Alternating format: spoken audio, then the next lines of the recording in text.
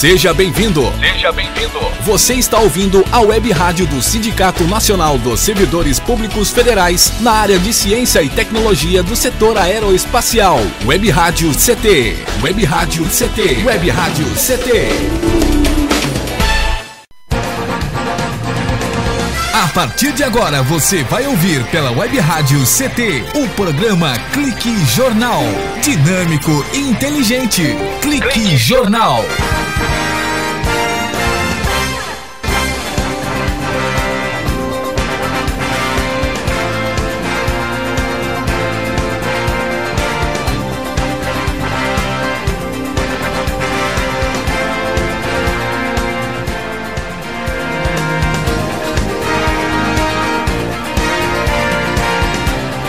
Olá, boa tarde. Eu, Paulo Silva, e a minha colega jornalista Shirley Marciano, cá estamos para apresentar o Clique Jornal da Rádio CT. E a função da Rádio CT é elaborar uma linha de comunicação nesta evolução natural e gradativa da rádio web do SINDI-CT, que propõe um link entre trabalhadores e sindicato, oferecendo uma programação cultural diversificada, com informativos relevantes à sociedade e releases que venham funcionar como uma prestação de serviços à população no mais eficaz sentido funcional da comunicação. E com essa facilidade de alcance garantida pela evolução tecnológica, percebendo a importância da comunicação como ferramenta necessária para informar, disseminar e difundir as lutas da sociedade e do sindicato também. Clique Jornal, entrevistas, informações, música, cidadania, direito e denúncias também. Conosco, a partir deste momento, ouvindo e acompanhando as informações aqui do Clique Jornal, o INPE e o DCTA aqui da cidade de São José dos Campos, mas o INPE de todo o Brasil, em Santa Maria, no Rio Grande do Sul, o Centro de Previsão de Tempo e Estudos Climáticos, o CPTEC, que é um braço do INPE aqui na cidade de Cachoeira Paulista, no Vale do Paraíba, CLA em Alcântara, no Maranhão, o Centro de Lançamento de Alcântara, CTI em Campinas, o Centro Tecnológico de Informação Renato Archer, e a CLBI em Natal, no Rio Grande do Norte. Todos irmanados e linkados aqui no Clique Jornal da Rádio CT. Bom, hoje um dia muito especial para falar sobre meio ambiente. O nosso convidado de hoje é o ex-secretário e professor André Miragaia. Ele foi secretário do Meio Ambiente aqui do município de São José dos Campos e vai falar exatamente sobre isso, sobre o meio ambiente que envolve todas as coisas vivas e não vivas que ocorrem na Terra ou em alguma região dela que afeta o ecossistema, a vida de nós, os humanos, o meio ambiente, que pode ter diversos conceitos que são identificados por seus componentes. E é isso que o professor André Miragaia vai falar sobre a preservação do meio ambiente, a sustentabilidade ecológica, a manutenção do meio ambiente do planeta Terra. É isso que a gente vai falar sobre esse assunto, não é, Shirley? É isso mesmo, Paulinho. Inclusive, a gente está passando por uma grande crise da água, a gente está com uma escassez de água e tudo isso tem uma explicação também ambiental, né? Então, o clima, ele tem tudo a ver com o que a gente vai conversar aqui, porque dizem, eu não sei se é verdade, ele vai poder esclarecer para a gente aqui, que o problema da Amazônia é que está causando essa falta de chuva aqui na região sudeste. O problema é na Amazônia. Isso. Poxa, e acaba afetando aqui. Acaba afetando. O estado de São Paulo. A gente fica imaginando que não tem nada a ver, mas o desmatamento, a falta de proteção da nossa área verde, ela pode prejudicar todo o ecossistema. Agora, saiu no UOL essa semana que orientação superior, essa foi a manchete do UOL, que uma orientação superior impediu o alerta sobre a crise do abastecimento aqui no estado de São Paulo. Você acredita que é mais uma questão de gestão política do que ambiental? Não, não é. Eu acredito que são dois fatores. A gente, inegavelmente, tem questão mesmo do ambiental, né? Um desmatamento que pode ter causado a seca que a gente está passando hoje.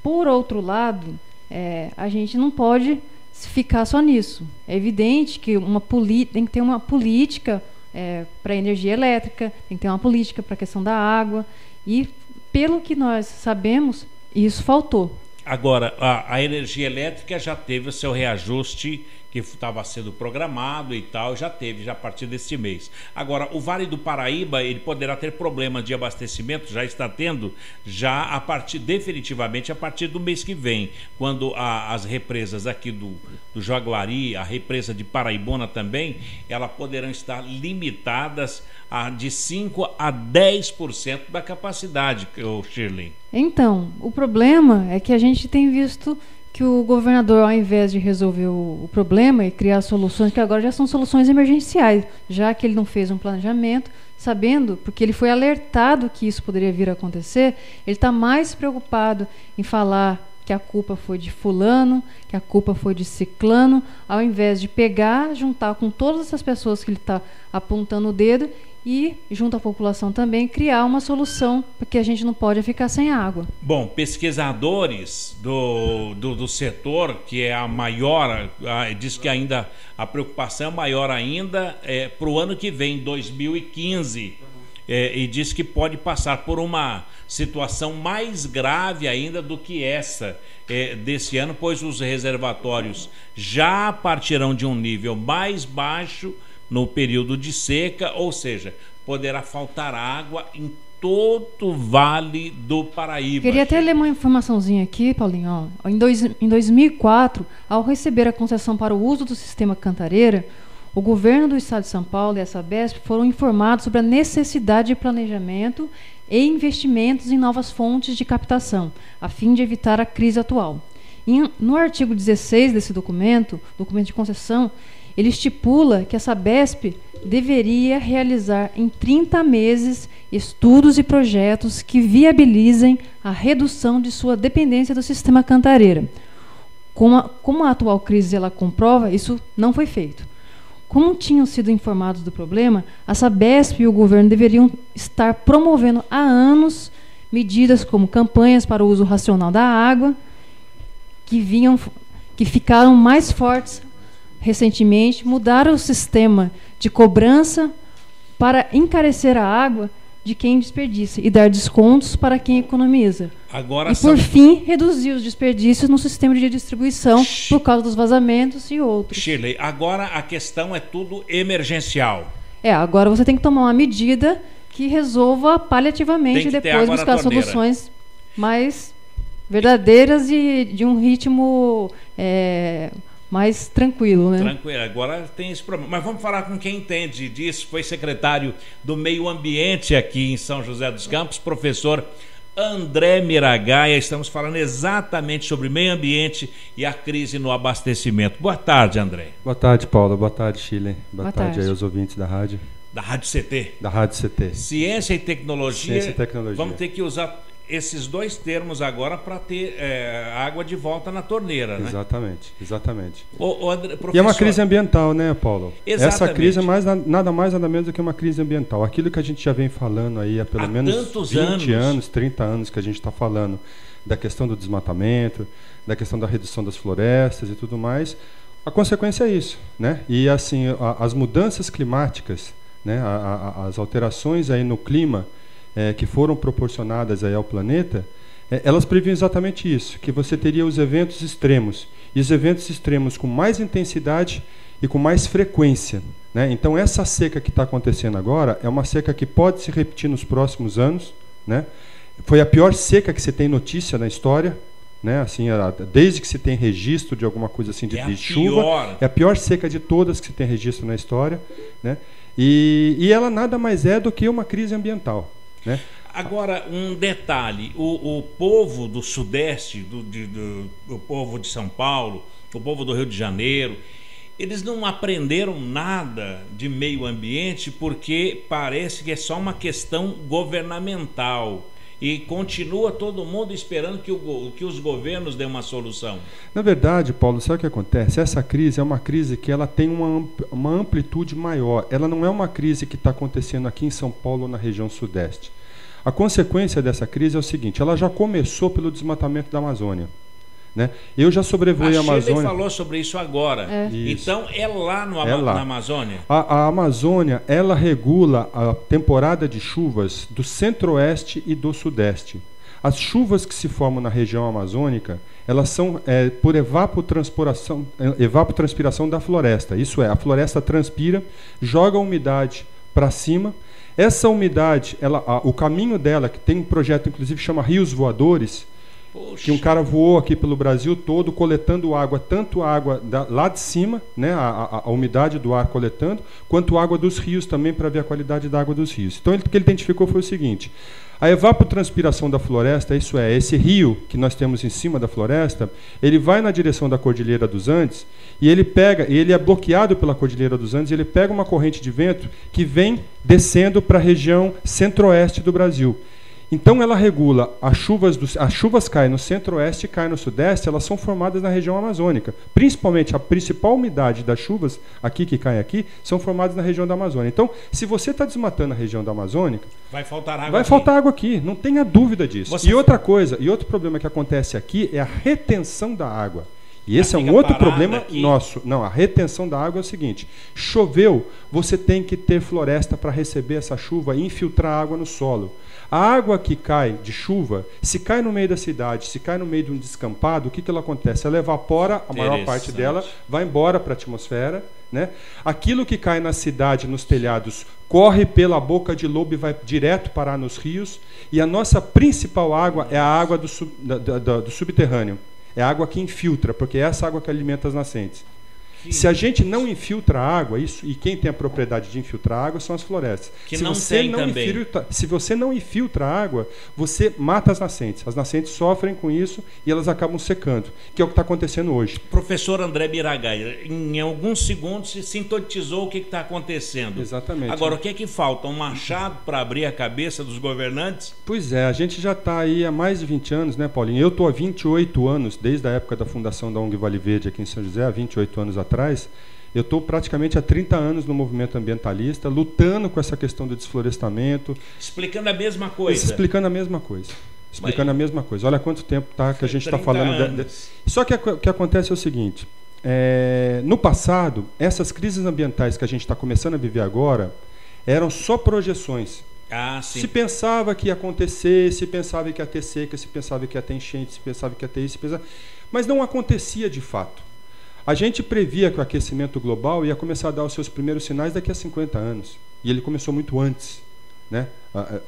Aquele furacão que aconteceu no estado de Santa Catarina em 2005 foi sintomático, né, de que você está fazendo alteração no clima. E essa alteração no clima ela tem uma série de consequências, né? E essas consequências a gente está começando a viver antes do tempo. As chuvas de 20 anos para cá, elas passaram a ser mais torrenciais, mais fortes, mais destrutivas. É aquilo que a gente estava falando, que o aquecimento global, o que os cientistas, né, do aquecimento global, e aqui a gente está numa casa, né, que é da ciência, da tecnologia, o que os cientistas sempre levantaram foi o seguinte: os eventos extremos, isso é, as enchentes, a água em excesso e a seca em excesso, que são os eventos extremos, eles vão acontecer cada vez mais intensos, isso é, cada vez mais forte, vai ser secas cada vez piores e cada vez mais frequentes.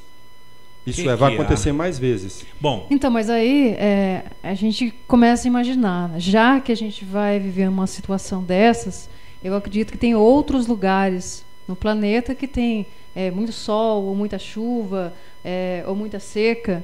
Eles usam a tecnologia, e isso, claro, que é determinado por questões políticas também, e resolvem o problema deles ali para eles poderem sobreviver naquele local. Sim.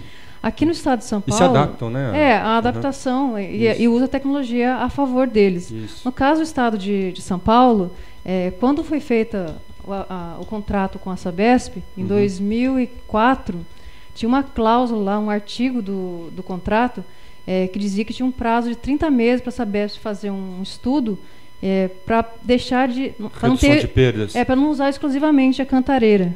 Tá. Só que não foi feito, então esse é um dos motivos que a gente está passando hoje, esse problema de falta de água. Sim, tem uma série de motivos, né, Sheila? Você tem, por exemplo, essa questão das perdas, né, as perdas de processo. Você tem perda na captação, na condução e no servir água para a população. Você tem perdas em todo o processo. Você tem desperdício na captação, você tem desperdício na condução da água, você tem problema de vazamento, você tem problema de furto de água no meio do processo. Furto de água, isso é, a gente que faz ligação clandestina no meio do processo. Então, assim, você tem a Sabesp calcula em torno de 32% de perda aqui em São José dos Campos.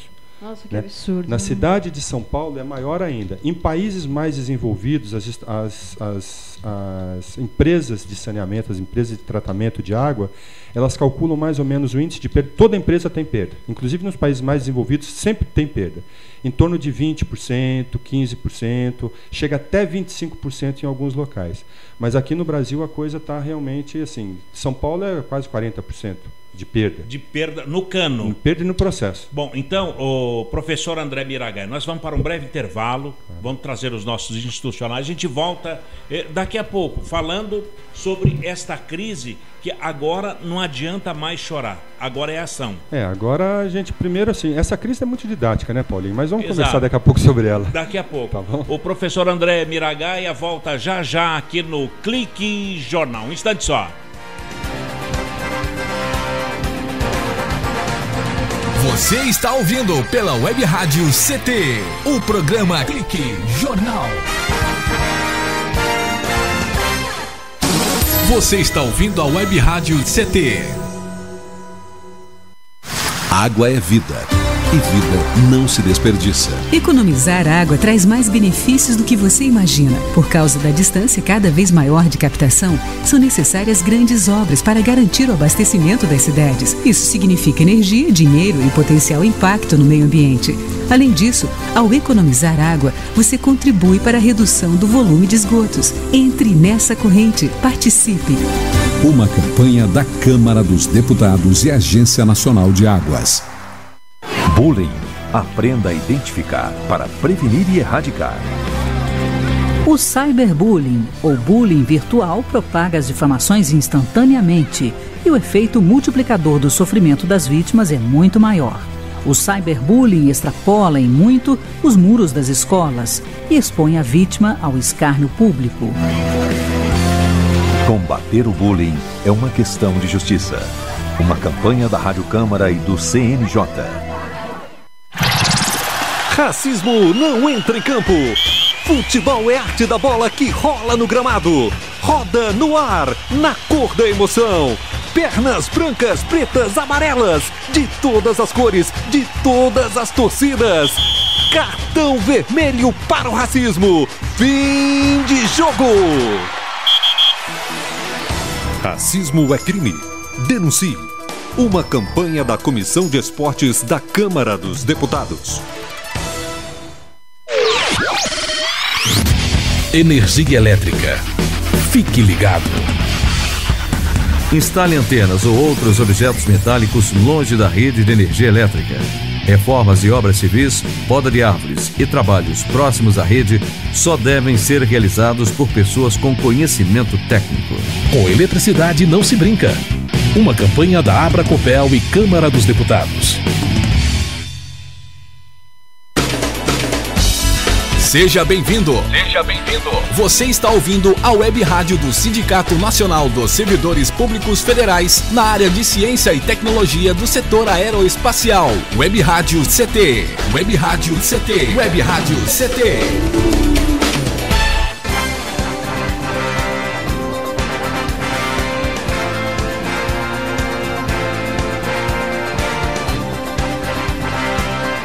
De volta aqui no Clique Jornal, jornal da Rádio CT, a rádio de ciência e tecnologia do setor aeroespacial. Já está aqui na nossa tela os nossos ouvintes, internautas espalhados por todo o Brasil, e a gente está mandando um alô para eles através aqui do nosso entrevistado, professor e ambientalista André Miragai. O nosso abraço a você do INPE, DCTA aqui de São José dos Campos, CPTEC em Cachoeira Paulista, nos ouvindo também CTI em Campinas, que é o Centro Tecnológico de Informação Renato Archer, em Natal, no Rio Grande do Norte, a Série BI, que é o Centro de Lançamento da Barreira do Inferno. Em Alcântara, no Maranhão, também o Centro de Lançamento de Alcântara.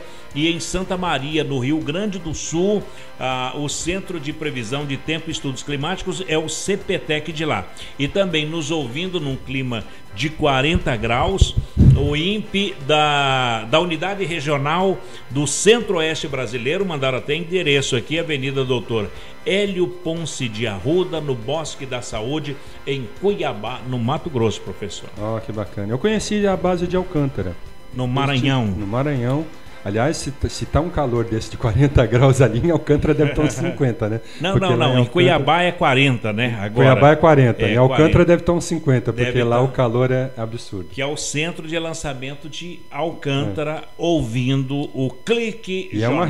É uma região assim, extremamente propícia para a instalação de energia eólica. Isso é a energia dos ventos. Que coisa, né? Lá no Maranhão. Porque ali o vento não para um segundo sequer. Aliás, se parar o vento naquela região lá, você morre torrado, né? Porque assim, o calor é muito alto lá, o calor é muito... O vento é que ameniza. E o vento é o que ameniza um pouco. E pode se produzir, falando em energia eólica, acabou de subir para 22% o reajuste no preço da energia. A energia elétrica, a energia eólica é a solução? Olha, a energia eólica e a energia solar, elas são a solução. Mas, assim, hoje você não consegue gerar energia na quantidade suficiente que o país precisa ou que as cidades precisam. Por quê? Porque ela tem certas limitações. Mas o que está faltando? Está faltando muito mais investimento, né, nas energias renováveis, nas energias mais limpas. A eólica, a energia solar, principalmente a energia solar. Poderiam ser complementares, pelo menos. Né? Exatamente. São energias assim, extremamente importantes, complementares. E essa questão do custo da energia hoje está muito associada à falta d'água também. Né? Porque assim, todas as termoelétricas estão funcionando.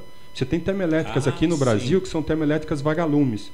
Isso é, elas só funcionam quando você tem esse problema de falta d'água. Elas entram em operação. Isso, em 2001, 2002, quando nós tivemos aquela primeira crise do apagão, aquela primeira crise ambiental de falta de chuva, a gente teve um problema de falta de energia. Tanto que as pessoas não falavam da falta d'água, as pessoas falavam da falta de energia. Né? Tivemos que ser economizar energia, fazer racionamento de energia, todo mundo teve que fazer a lição de casa. Foi um grande trabalho de educação ambiental naquele período.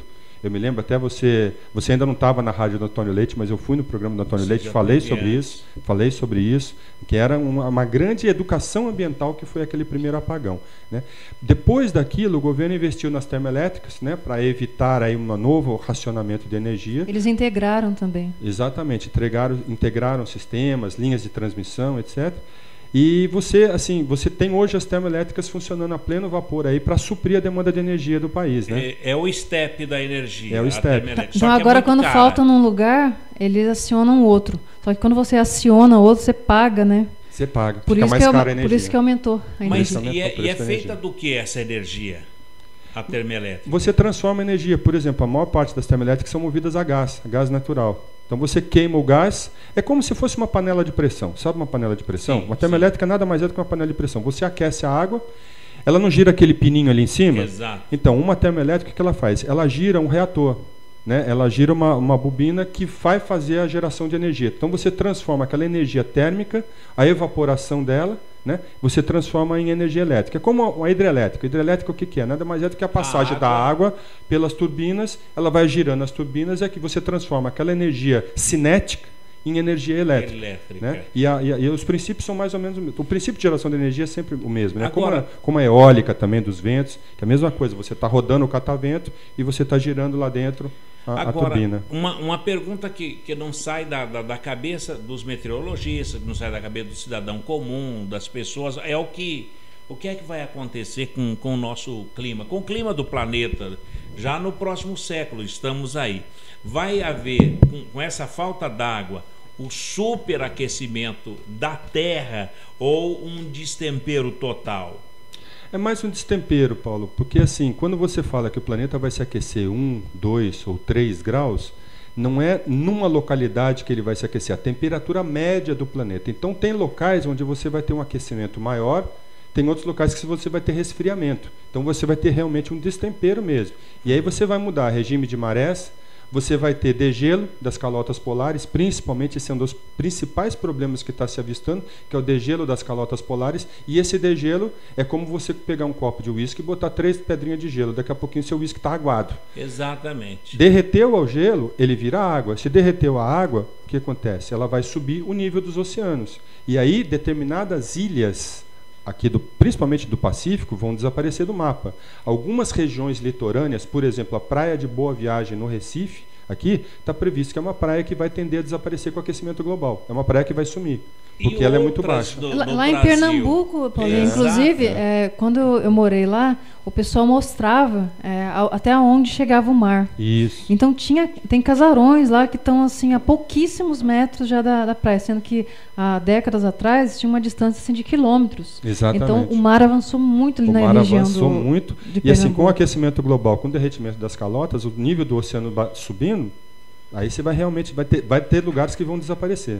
Agora, com isso aí, a transição climática, que é assunto frequente nos jornais, na TV, seria prematuro afirmar que já estaria começando ou não?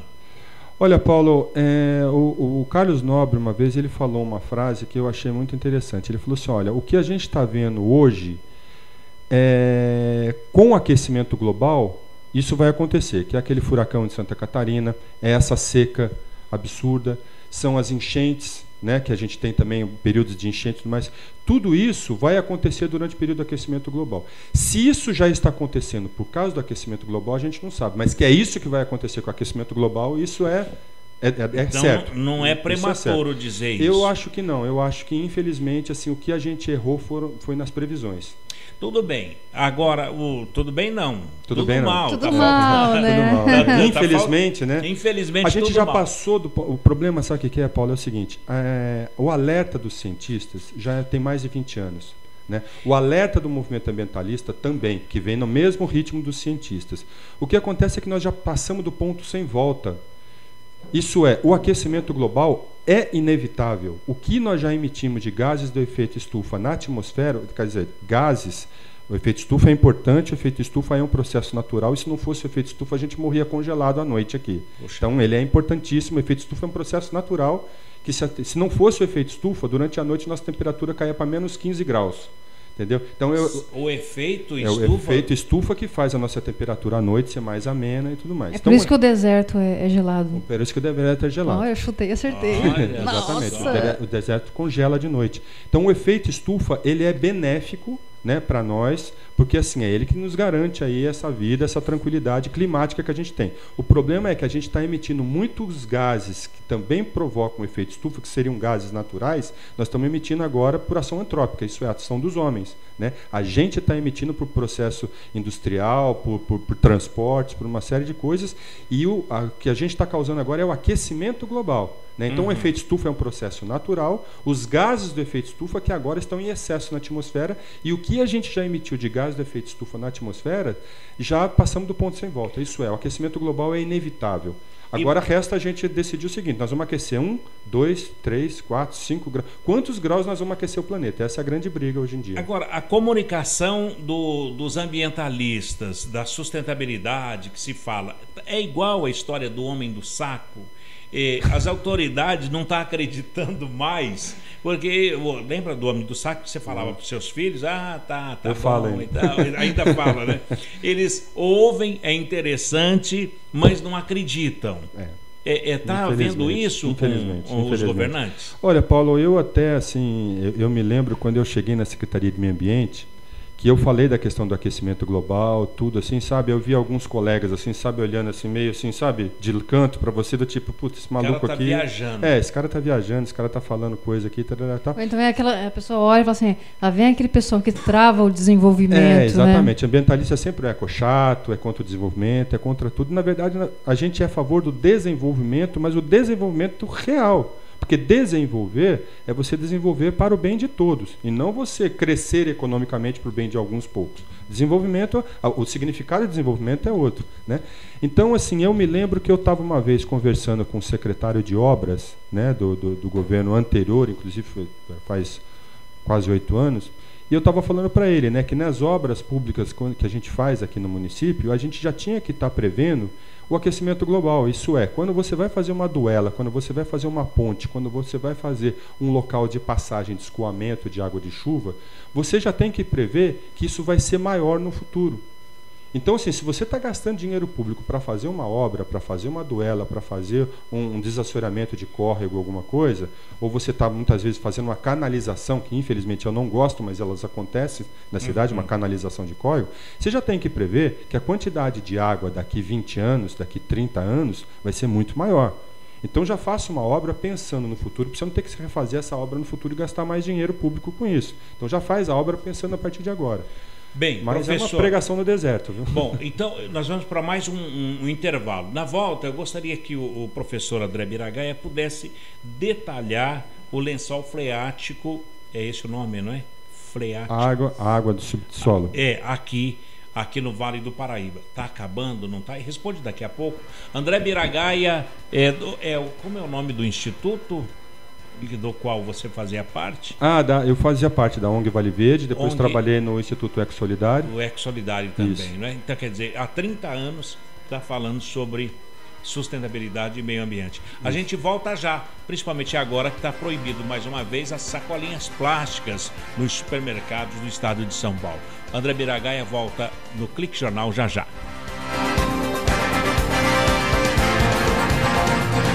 Você está ouvindo pela Web Rádio CT, o programa Clique Jornal.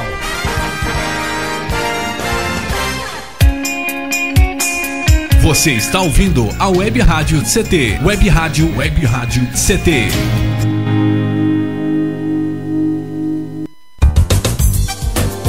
Meu chefe é um carrasco, minha mulher me deixa louco.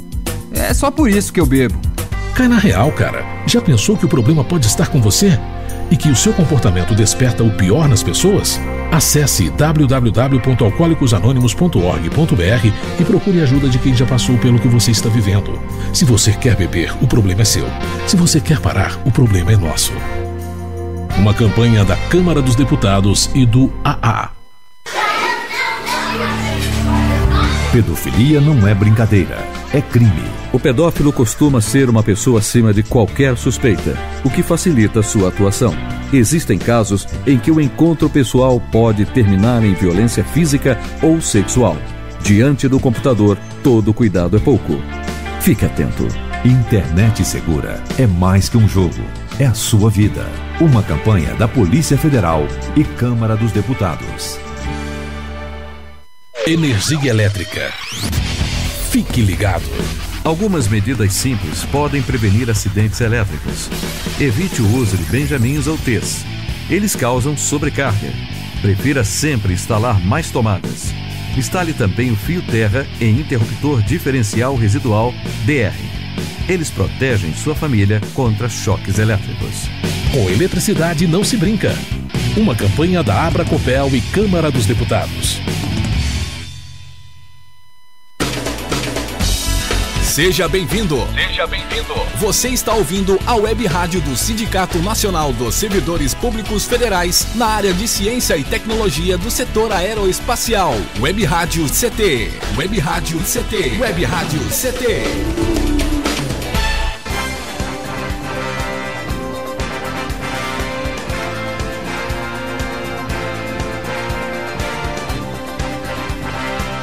Volta aqui no Clique Jornal, o jornal da Rádio CT. E o professor André Biragaia. E lembrando que ele é professor de meio ambiente e dá aula na Escola Monteiro Lobato. Isso. Sobre meio ambiente, não é, André? Educação ambiental. E fazendo projetos também. Fazendo projetos. Por exemplo, uma indústria que queira mudar o seu uso da água e tal, deve procurá-lo? Qual é a orientação? Normalmente as indústrias já têm os engenheiros ambientais, já tem o pessoal dessa área que assim, muitas vezes ele reutiliza a água, né, dentro do processo. Às vezes a água entra para resfriamento de alguma coisa, ainda sai uma água quente, ele acaba reutilizando essa água para outros fins, né? Muitas vezes eles fazem o tratamento de água antes de devolver para o corpo d'água e acabam reutilizando essa água dentro do processo industrial. Então hoje tem muitas alternativas dentro da indústria. A nossa indústria está muito avançada.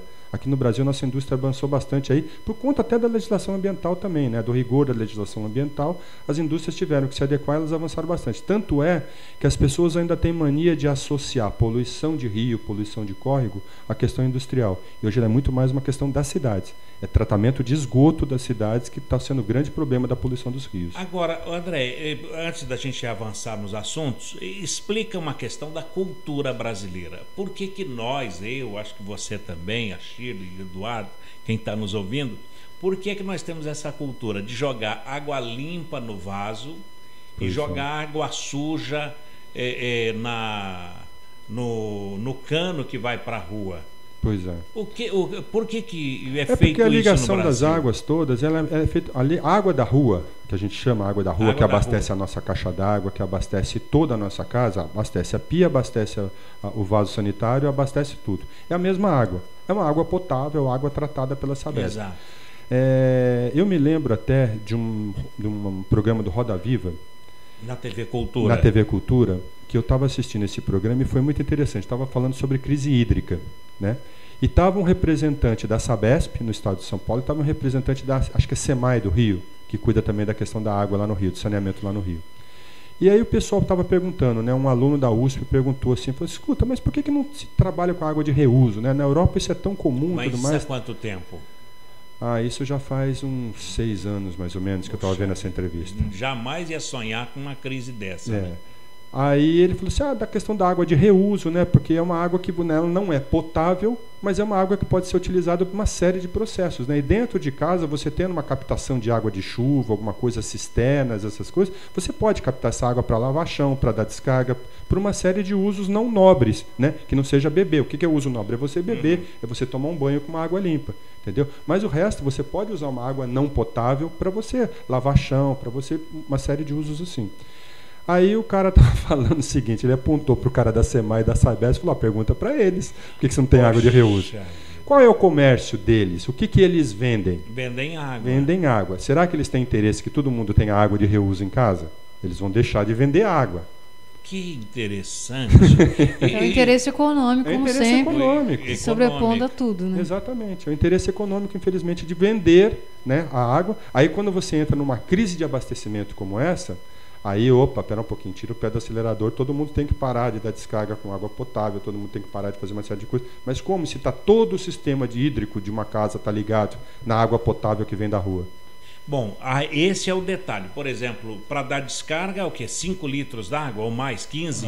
Vai mais. Dependendo da válvula, vai mais. Se você tem aquela descarga que tem aquela caixinha em cima do vaso sanitário, você tem 3,8 litros mais ou menos ali para ela dar descarga. Quase 4 litros. Agora, na hidra... Na válvula hidra ali da parede, às vezes você tem 30...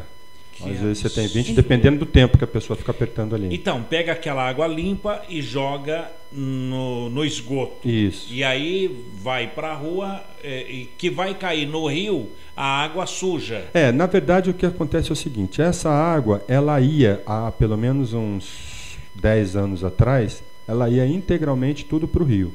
Para os córregos da cidade e para o Rio Paraíba, como destino final. A partir de 2006, quando terminou o contrato da Sabesp com o município, começou a se fazer uma discussão sobre o novo contrato de São José. Começou a se fazer uma discussão do novo contrato da Sabesp, e aí prevendo o que diz a lei, que você não pode jogar esgoto em rio e tudo mais. Então, aí tem que tratar. Então a Sabesp pediu um prazo, né, de adequação, de construção de estação de tratamento. Ela está terminando a estação do Pararangaba agora. E todo o esgoto que era jogado nos córregos aqui de São José, né, por vários dos condomínios, por várias casas, etc., que a gente tem aqui na cidade, todo ele está sendo feita a captação desse esgoto para não chegar no corpo d'água, para mandar para a estação de Lava-Pés. A estação de Lava-Pés é uma super estação de tratamento de esgoto, E aí, assim, você faz a captação de esgoto na cidade toda e joga para o lava-pés. Da Zona Leste ainda não está pronto, que da Zona Leste vai jogar para a estação do Pararangaba, que deve ficar pronto até o final agora de 2014, pelo menos a previsão. Que não fica no Pararangaba, né? Que não fica no Pararangaba, né?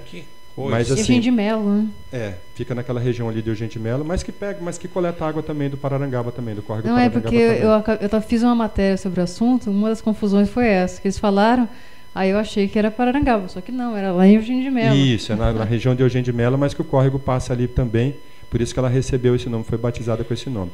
Com a estação do Pararangaba, no caso de São José dos Campos especificamente, você vai ter praticamente 100% de esgoto tratado, o esgoto coletado tratado, mas você ainda tem bairros clandestinos, você ainda tem uma outra situação. Você ainda tem ligações clandestinas. Muita gente aqui em São José, tem muitos locais onde você tem a captação de água pluvial, que é a água de chuva, né? E você tem a captação de esgoto. Muitas vezes tem muitas casas, muitos condomínios que ligam o esgoto diretamente na rede de galeria de águas pluviais, em água de chuva. Entendeu? Então, assim, ele manda o esgoto dele para a água de chuva. Essa água de chuva vai desembocar no córrego. Exato. Né? Então, assim, você tem ligações clandestinas ainda.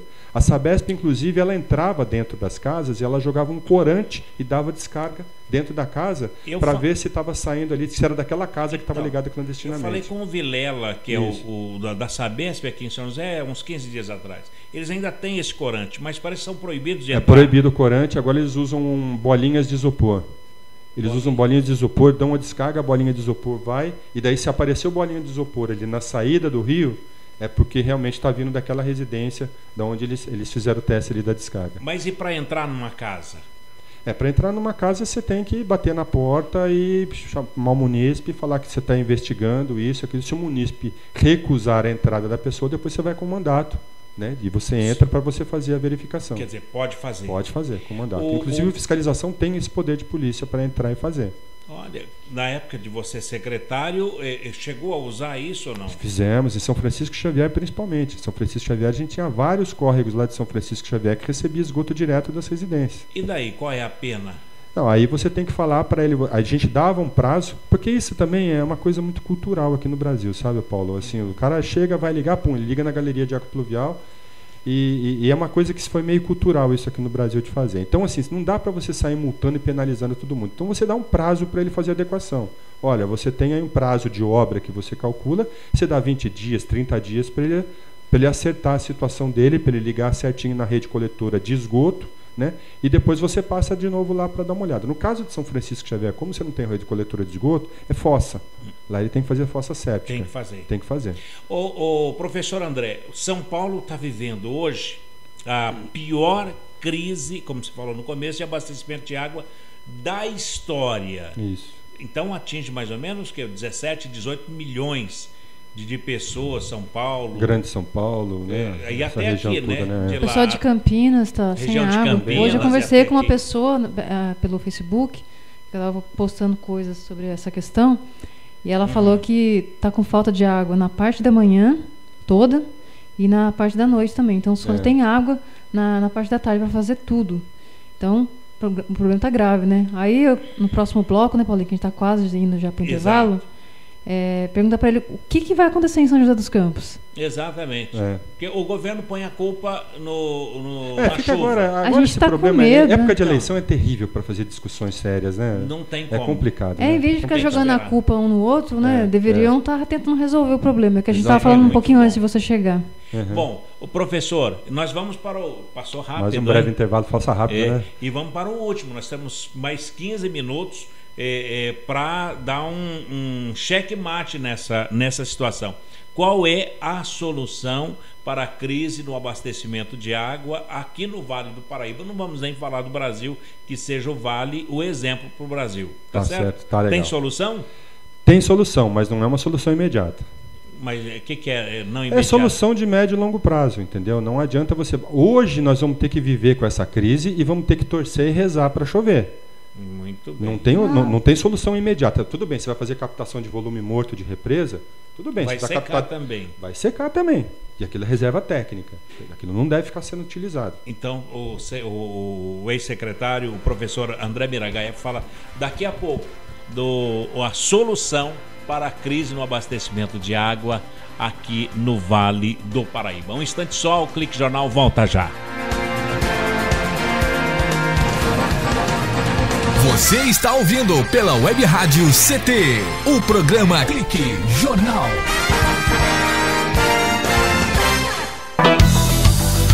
Fique bem informado com a Web Rádio CT.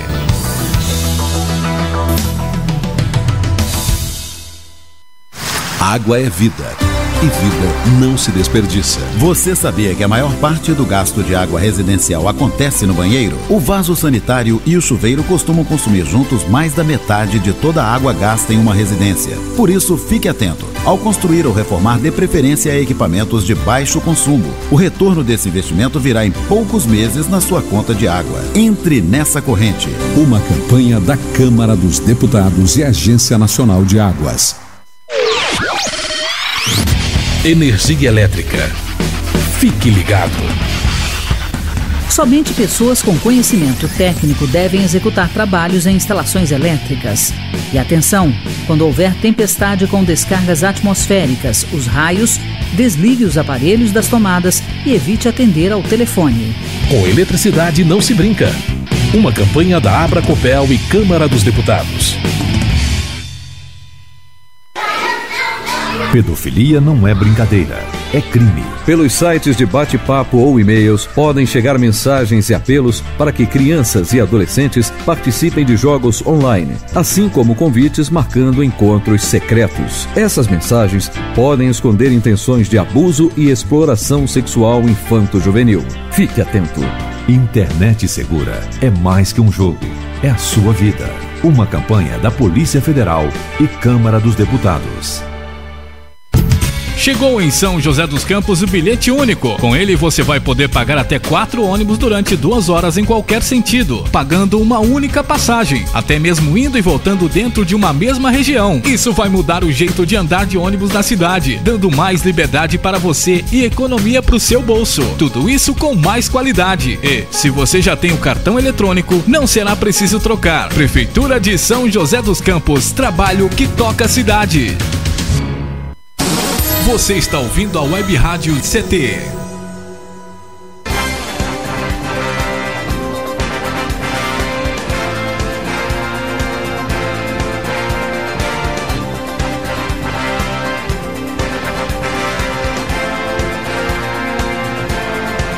Muito bem, estamos de volta aqui no Clique Jornal com André Biragaia, que foi o secretário municipal do Meio Ambiente aqui na cidade de São José dos Campos, que lançou o PEV, o Ponto de Entrega Voluntária. Ponto de Entrega Voluntária. Isso. Quer dizer, é uma marca da sua administração, né? Eu não gosto muito desse negócio de marca de administração, porque eu acho que gestão, tudo tem que ter continuidade, tudo tem que... E depois, uma vez que a gente saiu de lá, eu, por exemplo, eu gosto muito de um projeto que eu peguei já em andamento, que foi o projeto de revitalização de nascentes. Quando eu entrei, a Secretaria do Meio Ambiente estava com 9 nascentes em processo de revitalização. Cada nascente recebia o plantio de 1.800 árvores nativas da Mata Atlântica, mudas, né, de árvores nativas da Mata Atlântica, e tinha uma conservação durante esse período todo que a própria Secretaria do Meio Ambiente conduzia. Quando eu cheguei na Secretaria, elas estavam com 9 nascentes em áreas públicas em conservação. Quando eu saí da Secretaria, nós deixamos 33 nascentes já revitalizadas, em recuperação e tudo mais. Infelizmente, agora, esse projeto foi assim, sabe, aquela coisa de você passa para uma outra secretaria para fazer manutenção e tudo mais. E acabou ninguém. E aí ele está meio assim, sabe, ele está meio derrapando e tudo mais, mas eu tenho fé que esse projeto ainda vai continuar. E o projeto do PEV, que se iniciou na nossa gestão, que era os pontos de entrega voluntária, onde as pessoas podem levar pequenos volumes de entulho. Então, uma pessoa que faz uma pequena obra dentro de casa, a reforma de um banheiro, alguma coisa, tirou alguma coisa de entulho, ele pode colocar aí em umas latas, pode colocar na caixa, leva e entrega gratuitamente. Exato. Lá no PEV, e esse material todo vai para reciclagem. Pode entregar móvel usado, sofá velho, que muitas vezes as pessoas aqui, principalmente na periferia de São José, têm hábito de botar na beira do córrego Botafogo, ainda por cima.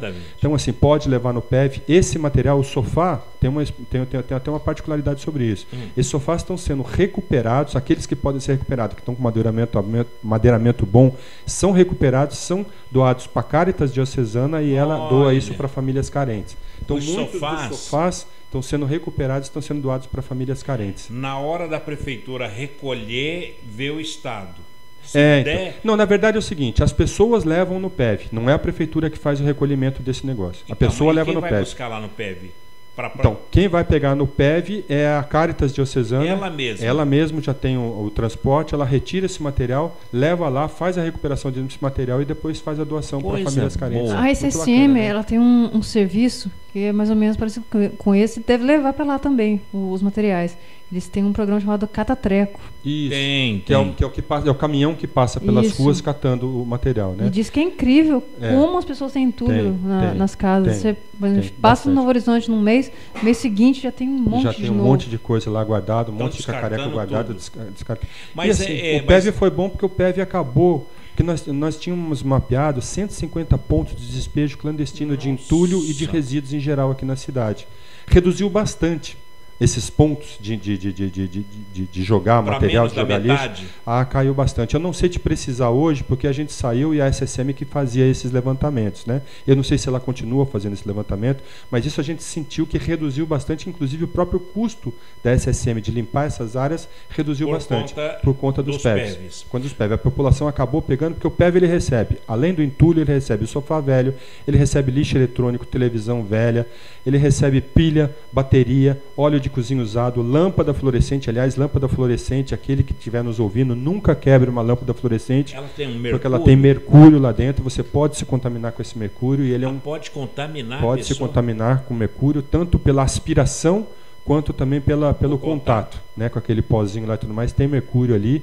Então, assim, não quebre lâmpadas fluorescentes. Entrega elas inteiras no PEV, que o PEV recebe gratuitamente. Isso tudo vai ser reciclado. Esse mercúrio, inclusive, é recuperado. O alumínio da lâmpada fluorescente é recuperado.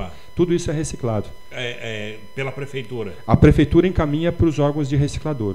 Muitas coisas são vendidas, outras coisas o órgão se encarrega de retirar e levar para reciclagem. Ela já tem a parceria. Ela já tem as parcerias formalizadas. André, o reservatório da Cantareira, que agora é famosíssimo, né? Que é o maior do estado, ele secou completamente e resta agora o volume morto. Né? O defunto. O defunto. Tá.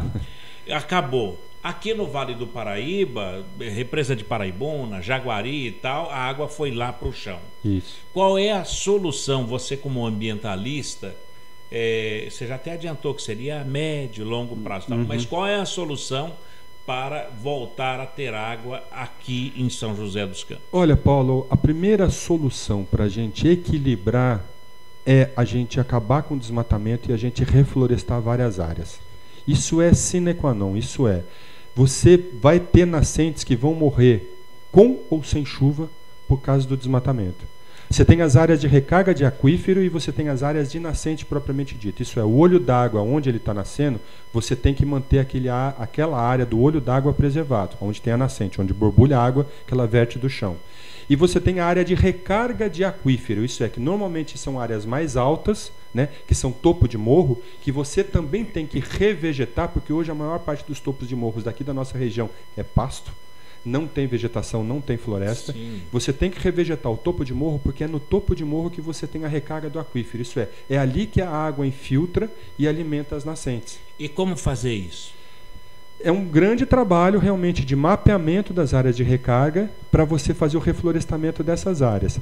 O programa de revitalização de nascentes eu comentei com você aqui em São José, né? A gente deixou aí 33 nascentes em áreas públicas em processo de revitalização.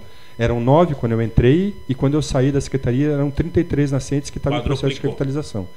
E aí a gente, ele tem que continuar, esse programa tem que continuar e tem que continuar identificando e revitalizando as nascentes no município. Revitalização das nascentes e proteção de topo de morro para você poder ter a recarga do aquífero, que a gente chama. Isso é onde recarrega a água subterrânea, que é o que alimenta as nascentes. Tem que plantar? Tem que plantar. Tá, mas tem que plantar o quê? Semente ou Você tem que plantar as mudas. Se você colocar semente, muitas vezes a perda é muito grande também. Então você tem que colocar mudas de árvores nessas áreas. Você tem as espécies que são pioneiras, né, e que crescem mais rápido, como a embaúba, como você tem várias espécies que chamam-se pioneiras, que crescem rápido e fazem o sombreamento para as demais espécies que vêm embaixo. Existem essas mudas no mercado? Existe. A própria Secretaria de Meio Ambiente, a gente deixou doação de mudas Eu não sei se continua ainda esse trabalho de doação de mudas. Eu até escutei, acho que foi o Bergamo que estava falando para mim que ele foi lá para pegar a muda, mas que tinham parado a doação de muda. Mas a gente tinha doação de mudas para as áreas particulares também,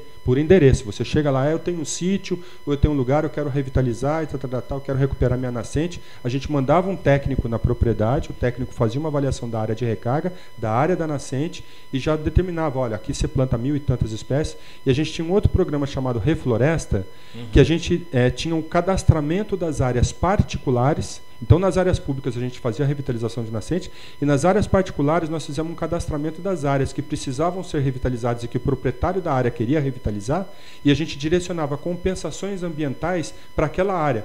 Então, vamos dizer assim, você vai fazer uma obra grande, que você tem uma compensação ambiental, que você tem que plantar aí 2.000 árvores.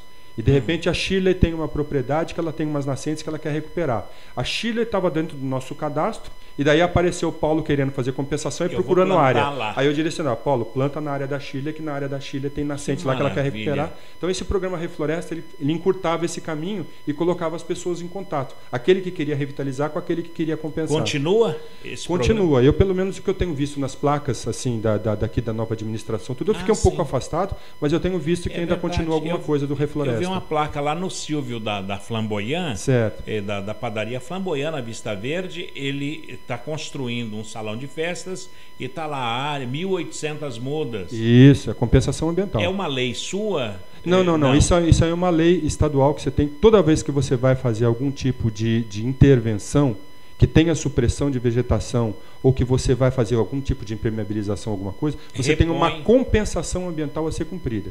E essa compensação ambiental é julgada pelos técnicos da Secretaria de Meio Ambiente, que avaliam quantas mudas serão necessárias e aonde você vai fazer um plantio para compensar aquilo que você está tirando. Tudo é vontade política. O André Miragaia é candidato a deputado federal. Fui.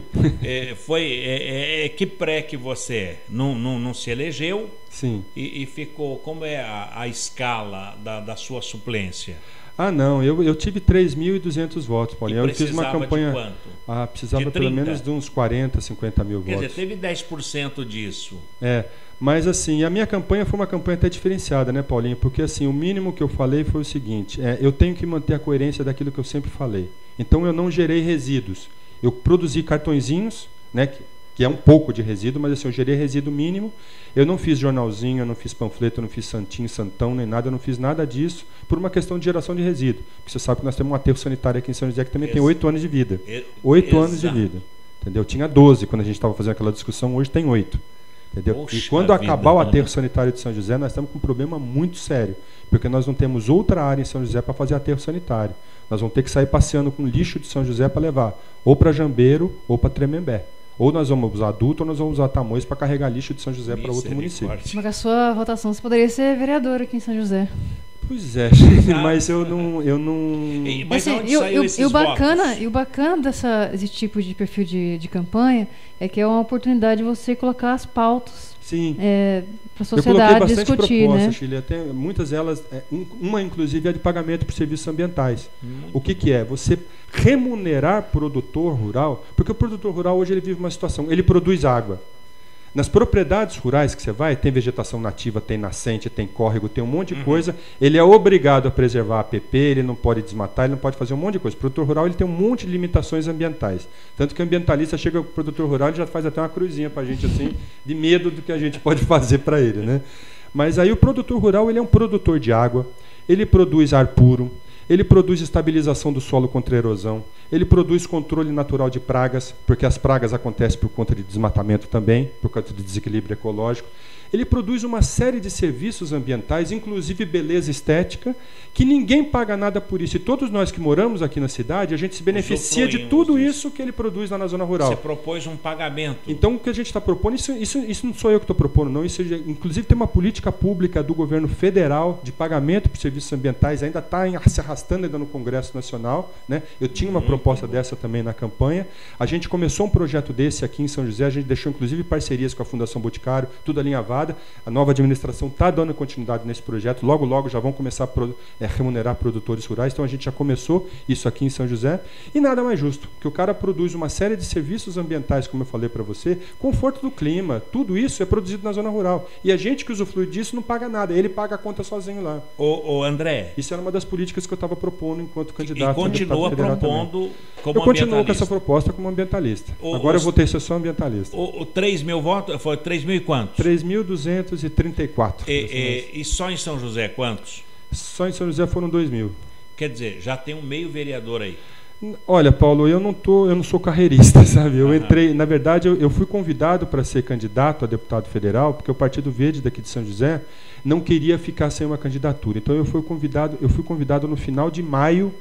Poxa vida. Aí tem que conversar com a família, tem que conversar com os amigos, né? Porque ser candidato, eu nunca fui candidato, né? Então ser candidato, você interfere na vida da tua família, dos seus irmãos, da sua mãe, do seu pai. Minha mãe era radicalmente contra, não queria de jeito nenhum. Mas aí, assim, todo mundo acabou dando apoio, todo mundo acabou dando uma força. Eu acabei tomando a decisão em junho de sair candidato. Julho, agosto, setembro, outubro. Então você é um tempo, nossa. Político de 4 meses. Mas na próxima será um político de 2 anos e 4 meses. Não sei se tem próxima não, Paulinho. Não sei se tem próxima não. Na verdade, assim, não dá para você ficar de plantão. É uma das coisas que, inclusive, eu defendi era a reforma política de acabar com reeleições consecutivas de vereadores. Vereador é uma reeleição só, executivo, no caso, uma reeleição só, apesar de que o executivo já mostrou que, assim, tanto para governador, presidente da República e prefeito da cidade, que reeleição está sendo nocivo, está sendo péssimo, porque você fica trabalhando pensando em reeleição, e aí você faz aquela uma administração de conchavos, né? Você veja, por exemplo, tudo aquilo que uma administração critica, ela acaba repetindo as mesmas coisas, né? Aquela coisa da bancada do amém, né? Aquela bancada de vereadores do AMEI. Os vereadores eram para fiscalizar o poder público, mas não, eles viraram empregados da prefeitura. Era assim no governo passado, está assim no governo atual também. Verdade. Bom, né? Já tem feeling político. Esperamos então daqui a 2 anos. André, para encontrar o André Miragaia, as redes sociais. Isso, eu estou no Facebook, inclusive minha campanha toda foi feita pelo Facebook, né? André Miragaia mesmo no Facebook, a Sheila já é minha amiga, você também já é meu amigo ali do Facebook. E eu tenho um e-mail também, andremiragaia.oficial@gmail.com. andremiragaia.oficial@gmail.com. André Miragaia, muito obrigado pela presença na Rádio CT. Eu que agradeço a oportunidade. Para mim é um prazer e uma honra muito grande estar aqui na rádio aqui com vocês, principalmente num ambiente de ciência e tecnologia. Eu que tenho assim tanto apreço e tanto respeito pelos nossos cientistas aqui no país, que é o que nos dá toda a base de sustentação para a gente defender as nossas políticas públicas aí também. Nos sentimos lisonjeados. Muito obrigado. Shirley, vamos respirar mais limpos a partir de hoje com essa palestra do professor André Miragaia, né, Shirley? A gente precisa respirar, precisa limpar mais o ar para a gente respirar, né? Maravilha. Vamos embora? Vamos embora. Bem, amigos, por aqui, ponto final em mais um Clique Jornal, o jornal da Rádio CT. Apresentação aqui do Paulo Silva, trilha sonora modulada pelo Eduardo Aparecido, a chefe de redação, minha colega jornalista Shirley Marciano, o Gino Genaro é o diretor de comunicação e o engenheiro Ivanil Elisiário é o presidente do SINDI-CT. Muito obrigado a todos pelo clique, pela audiência e até lá. Tchau.